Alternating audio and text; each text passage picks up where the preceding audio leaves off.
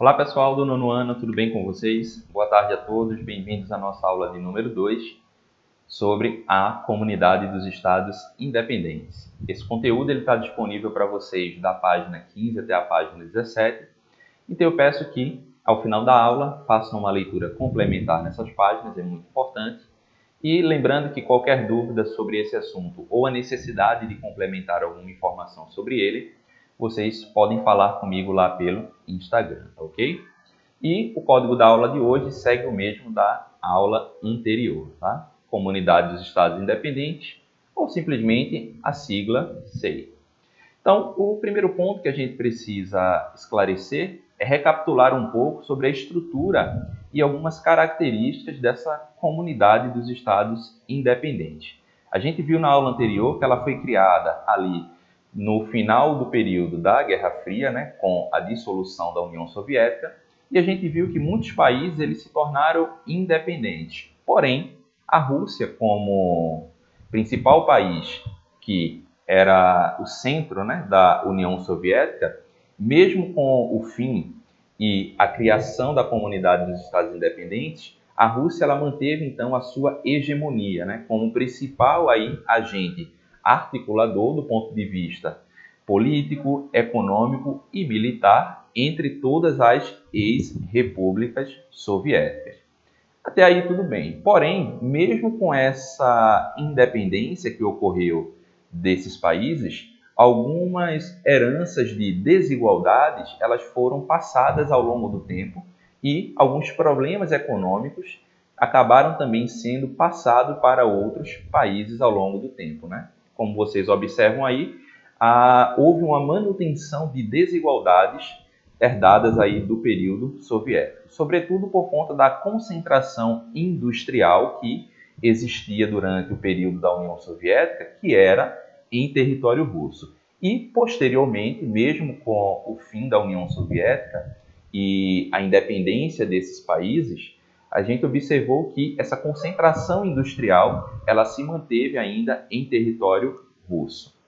Um outro problema também foi justamente mudanças que ocorreram dentro do perfil etário desses países, né? Ou seja, observou-se uma queda no número de natalidades nesses países e claro que isso, a longo prazo, iria afetar também a questão econômica, reduzindo aí a mão de obra disponível. Houve também, então, um intenso processo de imigração de homens e mulheres para outros países da Europa, União Europeia e até mesmo para os Estados Unidos, justamente porque o que se observou foi o seguinte: a concentração industrial ela estava basicamente em território russo. Aqueles outros países, mesmo que tenham se tornado independentes, eles não tinham oferta de postos de trabalho. Então, a população ela começava a migrar. E isso, é claro, para o movimento da economia de cada um desses países era totalmente negativo. Outro ponto também que impactou bastante esses países foi justamente o processo de privatização em massa de algumas empresas e de algumas infraestruturas estatais.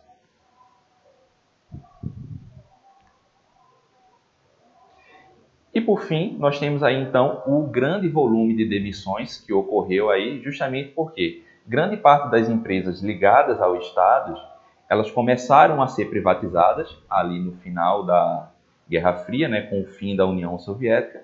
E claro que essas tentativas de privatização e essa privatização que ocorreu, na verdade, né, fez com que ocorresse um volume muito grande de demissões, justamente para tentar equilibrar a economia do país e a economia dessas empresas, né? Já que a gente tinha visto que um dos motivos que levaram o fim da União Soviética foi justamente todo aquele cenário de crise econômica que existia ali dentro das repúblicas da União Soviética. Bem, um outro ponto bastante importante que a gente precisa mencionar sobre essa relação econômica e geopolítica entre os países que compõem a comunidade dos Estados Independentes é justamente a questão do petróleo, sobretudo no que diz respeito à extração, transporte e o refinamento desse produto, né? Esse mapa aí ele mostra para a gente, então, a infraestrutura do petróleo na parte da Europa e da Ásia, tá? Justamente na parte ali que compõe uma área de fronteira entre Europa e Ásia e que compõe, é claro, a área ali ligada aos países que compõem a comunidade dos estados independentes. Observem aqui no mapa toda essa estrutura. As linhas em vermelho, elas representam os oleodutos atuais. Essas estruturas que lembram alguns prédios, elas são as refinarias, tá? Onde o petróleo ele é processado e transformado em diferentes produtos derivados do petróleo. Nós temos os terminais petrolíferos, como vocês observam aí, em alguns pontos bastante estratégicos. E, por fim, esses pontos em cor preta, eles representam, então, as jazidas de extração. Então, só em analisar essa imagem, a gente já percebe que a estrutura ela é bastante complexa, tá? E que envolve aí diferentes países e até mesmo uma relação aí tão complexa e transcontinental, porque aí envolve países tanto da Europa quanto países da Ásia. E assim, então, o petróleo, dentro dessa rede bastante complexa, ele deixa então de ser uma simples matéria-prima e passa a ser um elemento geopolítico e geoeconômico muito fundamental para a relação econômica dentro da comunidade dos Estados independentes, bem como a manutenção da hegemonia de alguns países, como a Rússia, e, claro, por conta de toda essa estrutura complexa, ainda há a existência de alguns conflitos internos, de movimentos separatistas, que a gente vai falar um pouco mais adiante. Então percebam que, de modo geral, o petróleo aí dentro desse contexto que a gente observa nesse mapa, ele deixa de ser essa matéria-prima e passa a ser um importante produto aí econômico para esse grupo de países a qual essa estrutura aí está distribuída. Bem, um outro ponto interessante sobre essa questão do petróleo é justamente destacar como é que a Rússia ela tem um papel bastante importante dentro dessa estrutura. Por quê? Nessa área em destaque que apareceu aí no mapa, ela corresponde justamente aos oleodutos ligados ao norte da Sibéria, tá? Que nada mais é do que uma área responsável pela produção de 75% de todo o petróleo e gás natural e carvão que estão disponíveis aí no país. Então percebam que, do ponto de vista de produção de recursos naturais, disponibilidade, na verdade, e distribuição e consumo de produtos ligados ao petróleo, a Rússia, o território russo, ele é autossuficiente. Parte disso, é claro, acaba sendo explicada justamente por conta da grande extensão territorial que o país tem, e isso, é claro, vai garantir a ele grandes reservas de diferentes produtos, incluindo, é claro, o petróleo.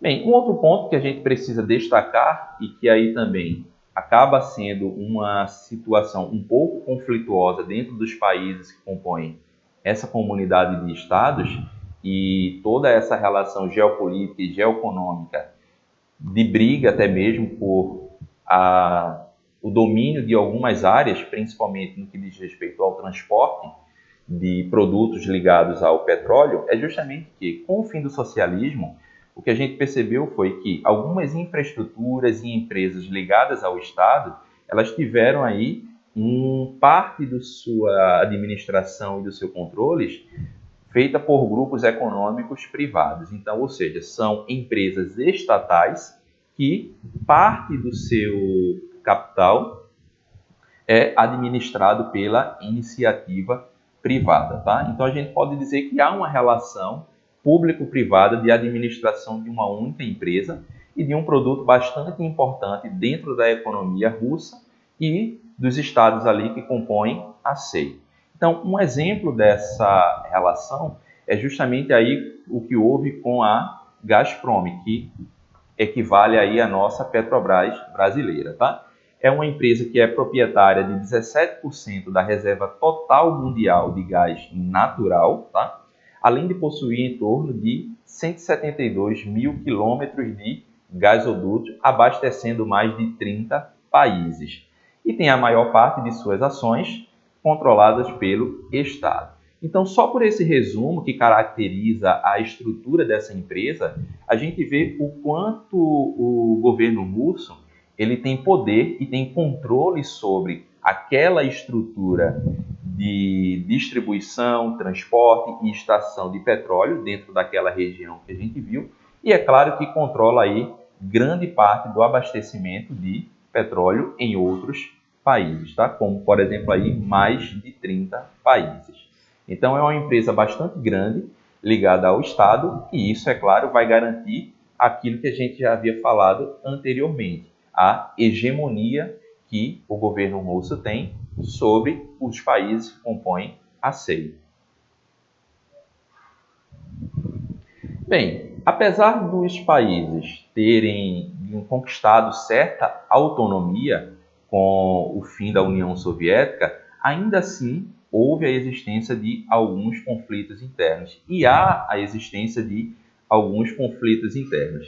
Em partes, é claro, por questões ligadas aí à religião, mas a gente vai ver também que parte desses conflitos estão associados à questão de administração de áreas importantes ali, áreas estratégicas ligadas à extração, transporte e o refinamento do petróleo, tá? Então, observem aí que a formação da CEI, apesar de ter dado autonomia às ex-repúblicas soviéticas, né, não foi suficiente para solucionar alguns problemas e alguns conflitos internos dentro dessa região, tá? Sobretudo por conta da diversidade religiosa que existia aí entre os povos que compõem essa região da comunidade dos Estados Independentes, né? Então, é claro que esses conflitos eles acabaram sendo suprimidos durante um tempo, ali durante o período da União Soviética, período da Guerra Fria, porque o conflito naquela época era basicamente outro, o mundo estava preocupado com aquela dualidade entre capitalistas e socialistas, então os conflitos religiosos internos que existiam acabavam não sendo aí de grande repercussão, digamos assim, tá? E também é claro que, como a União Soviética naquela época competia com os Estados Unidos, outras questões menores dentro do seu território acabavam ficando ali um pouco, né, estabilizadas. Então, começavam a se expressar claramente, tá? E é caso que ocorreram aí como um dos mais significativos conflitos ali internos, que a gente vai falar um pouco agora, é justamente a questão da Chechênia, esse território que vocês observam aqui no mapa, onde eu estou passando o mouse.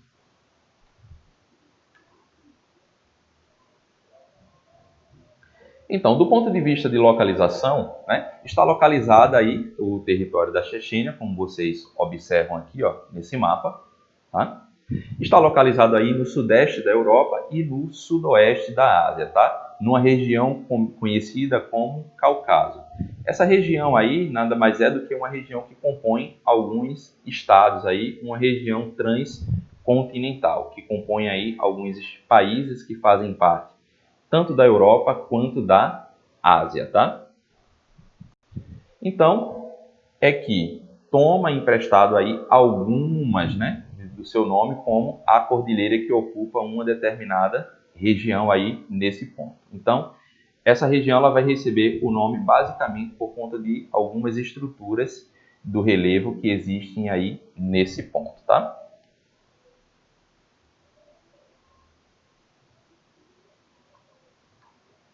Bem, seguindo aí então, como vocês observam, né, aí na tela, com o fim então da União Soviética, a partir de 1991, como a gente já havia dito anteriormente, a República da Chechênia declarou-se independente da Rússia, assim como outros países também acabaram se declarando independentes, tá? E claro que, como resposta a isso, o governo russo ele não iria aceitar que esse território ele se tornasse independente, por alguns motivos que a gente vai ver um pouco mais adiante, tá?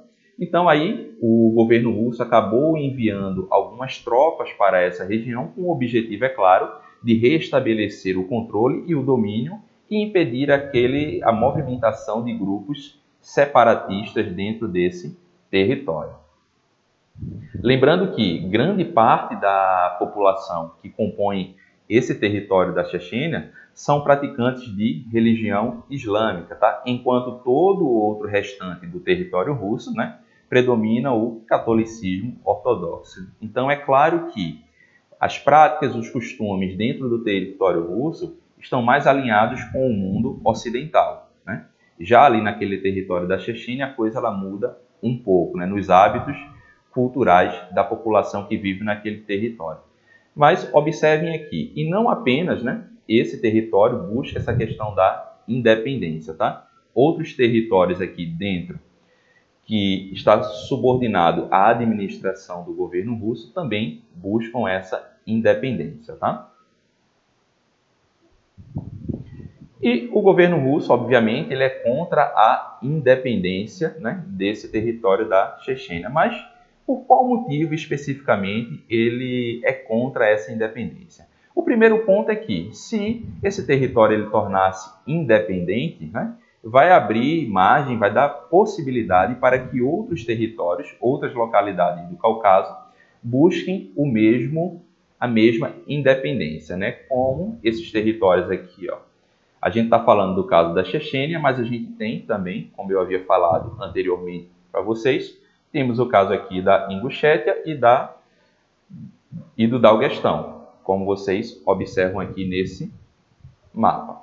Então, observem que ambos os territórios aqui, eles estão totalmente estratégicos por conta do seu posicionamento geográfico próximo aqui do Mar Cáspio, que como vocês viram naquela estrutura anteriormente lá que mostra a distribuição da rede de petróleo, ela é bastante complexa e nessa região a gente tem uma grande concentração, principalmente de áreas ligadas ao transporte do petróleo. E claro que a Rússia ela não quer perder esse espaço e o direito de utilizar essas áreas, né? Então, como por exemplo, a localização estratégica do Daguestão e da Ingushétia em relação à produção e o transporte de petróleo.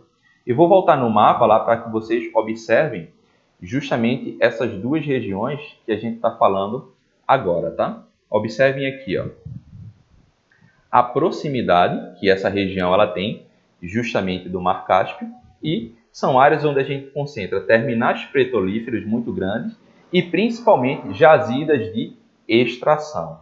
Então é claro que, e até mesmo refinarias. Então é claro que a Rússia ela não quer perder o domínio sobre esses territórios, considerando, é claro, o petróleo como um produto importante para a sua economia e bastante estratégico para as relações geopolíticas e geoeconômicas dentro dessa faixa territorial.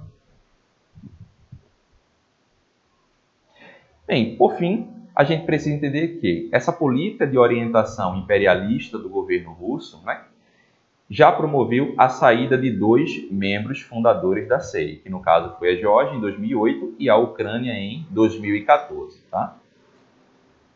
E existe uma possibilidade que até mesmo no futuro esses outros territórios que buscam essa independência, eles venham a conseguir, né, essa autonomia da administração russa. Tá? E nos últimos anos, como vocês observam aí, ocorreram uma série de ataques violentos de autoria de grupos separatistas. Por quê? A população que vive nesses territórios que são subordinados a outros países, ela busca sim a sua autonomia, como a gente já havia falado anteriormente. E claro que vão utilizar de diferentes tentativas de separação desses países. No caso aí, o que se observou durante muito tempo e ainda ocorre são alguns conflitos violentos na tentativa desse território da Chechênia se separar da Rússia, tá? E um dos exemplos é que, em 2014, como vocês observam aí, rebeldes armados, né, favoráveis a essa independência da Chechênia, fizeram mais de 1.200 pessoas reféns em uma escola, tá? E após esse conflito, obviamente, com esses grupos separatistas e o governo russo, tá? Algumas pessoas acabaram morrendo, foi um número bastante alto, né? Mais de 330 civis, só que sendo desses 330, 186, na verdade, foram crianças. E após todo esse conflito, o governo russo ele acabou sendo multado por uma comissão de direitos humanos tendo em vista, né, esse crime que ocorreu, e o governo russo ele estava, né, diretamente ligado a esse conflito. E claro que os outros não foram punidos justamente por se tratarem de grupos separatistas aí que, de certa forma, acabam se desconhecendo até mesmo a sua estrutura, quem são as pessoas que o compõem. Bem, pessoal, essas foram as considerações da aula de hoje. Lembrando que qualquer dúvida sobre esse ou assuntos anteriores, falem comigo lá no Instagram. Atividade de casa, página 16, 17 e 20. Tá ok? Então, tchau para vocês e até a próxima.